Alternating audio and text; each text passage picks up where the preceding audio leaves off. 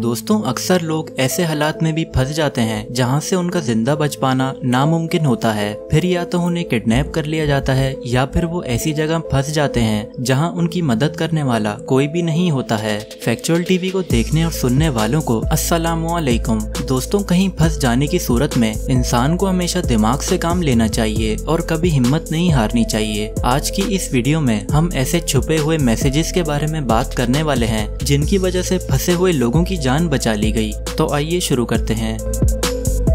A message in a bottle. दोस्तों 2005 में पेश आने वाला ये वाकया किसी मौजज़े से कम नहीं है।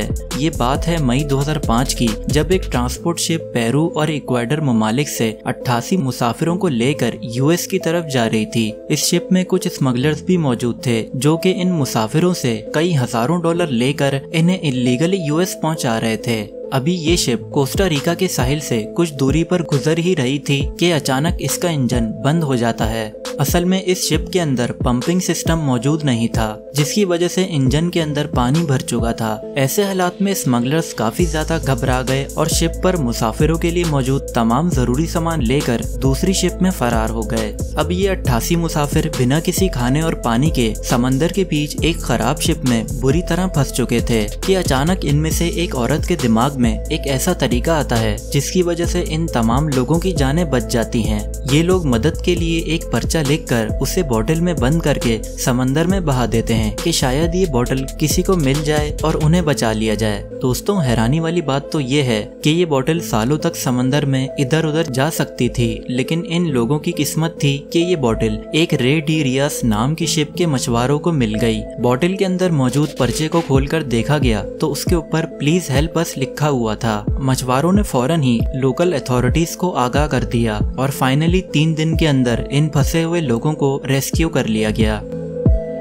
The letter in a tombstone. दोस्तों ये बात है 2011 की, जब यूएस की स्टेट ओरेगोन में रहने वाली एक औरत जूली केट ने हैलोवीन सेलिब्रेशन के लिए मार्केट से कुछ सामान खरीदा। इस सामान में एक आर्टिफिशियल टोम्बस्टोन का सेट भी मौजूद था। टोम्बस्टोन वो पत्थर होता है जिसे कबर पर लगाने के लिए इस्तेमाल किया जाता है और हर साल ईसाई मरे हुए लोगों की याद में भूतों के जैसा लिबास पहनकर और टोम्बस्टोन जैसी चीजें घरों में रखकर हैलोवीन नाम का एक ट्रेडिशन सेलिब्रेट करते हैं। हैलोवीन करीब आने पर जूली टॉमस्टोन का एक बॉक्स ओपन करती है तो उसके अंदर से एक लेटर नीचे गिरता है। ये लेटर ब्लू इंक से लिखा हुआ था और हैरानकुन तौर पर किसी शख्स ने ये लेटर मदद के लिए लिखकर टॉमस्टोन के बॉक्स में छुपाया था। इस लेटर में लिखा था कि डियर सर, अगर आप ये प्रोडक्ट खरीदें तो इसे वर्ल्ड ह्यूमन राइट काउंसिल तक पहुंचा दें। लाखों लोग आपके शुक्रगुजार होंगे और आपको याद रखेंगे। इसके अलावा लेटर में ये भी लिखा था कि ये टॉमस्टोन चाइना के जेल मसांजिया लेबर कैंप में बनवाए जाते हैं,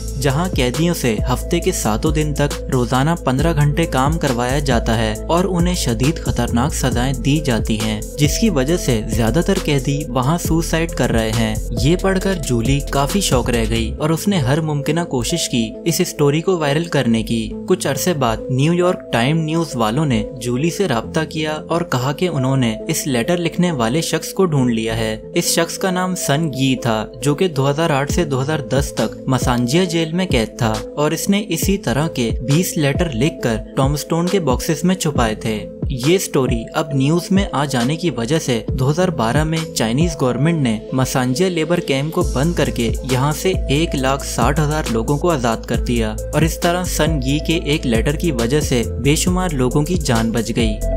दी मोर्स कोड। दोस्तों 90s में होने वाली वियतनाम वॉर के दौरान Jeremy Andrew Danton US navy के ऑफिसर थे। जंग के दौरान जेरेमी और उनके साथियों के जहाजों को नीचे गिराकर इन्हें नॉर्थ वियतनाम के शहर टेनुआ में गिरफ्तार कर लिया गया था। ये लोग 8 साल तक वियतनाम के जेल में कैद रहे और इन पर काफी ज्यादा तशद्दुद किया गया। 1966 में नॉर्थ वियतनाम अथॉरिटीज की तरफ से जेरेमी एंड्रयू का एक टीवी शो में इंटरव्यू लिया गया। इस इंटरव्यू में जेरेमी ने मोर्स कोड के जरिए यूएस इंटेलिजेंस को एक हिडन मैसेज दिया जिसे वियतनाम अथॉरिटीज के लोग अपनी आंखों से देखते हुए भी नहीं समझ पाए। दोस्तों मोर्स कोड एक ऐसा कोड होता है जिसमें आंखों को अलग अलग तरीकों से झपकाकर एक वर्ड बनाया जाता है। सिर्फ मोर्स कोड को रीड करने वाला ही इन आंखों के झपकने से बनने वाले वर्ड को समझ सकता है। जेरेमी ने बहाना किया कि उसकी आंखों को लाइट से प्रॉब्लम है, इसीलिए वो अपनी आंखें झपका रहा है। इसने कई मर्तबा आंखों से मोर्स कोड के जरिए टॉर्चर का वर्ड यूएस इंटेलिजेंस को बताने की कोशिश की,